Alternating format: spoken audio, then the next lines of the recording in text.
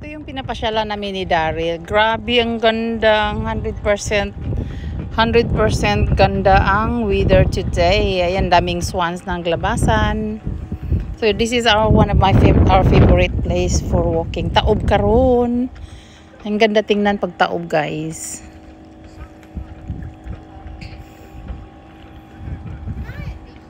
Mga swans.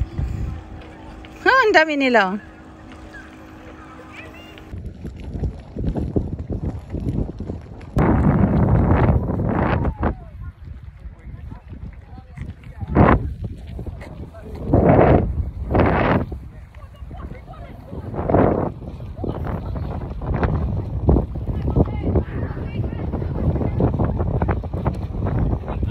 Yung mga bata na dito.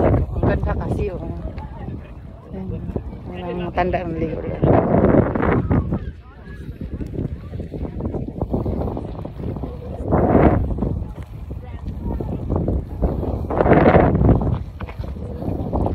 Hi everyone, welcome back to my mini vlog. The challenge for today, I am going to make myself wet.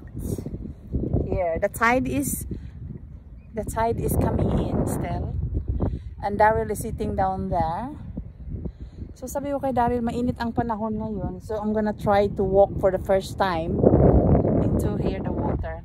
I'm here at the end of Innsmouth Harbor, and it's a little bit clean, the water here, and you know, as you can see, yan, the tide is coming in, at basaon nato ang atong kaugalingon, guys. Yan. Make myself wet. I'm in the water now. Naon sa mga kanapikit ng kangaron nga nagbasa-basa man kaniha. Kusag dahil lang ko kay kanang kuan akong subukan kung unsa katugnaw ang ilang tubig diri. So now I try already for the first time the water here. Tugsaw. I know it's not that clean, but who cares? Ayan, basa na ko. As you can see, my shirt is wet. Anyway, the water is clear naman eh. Ayan.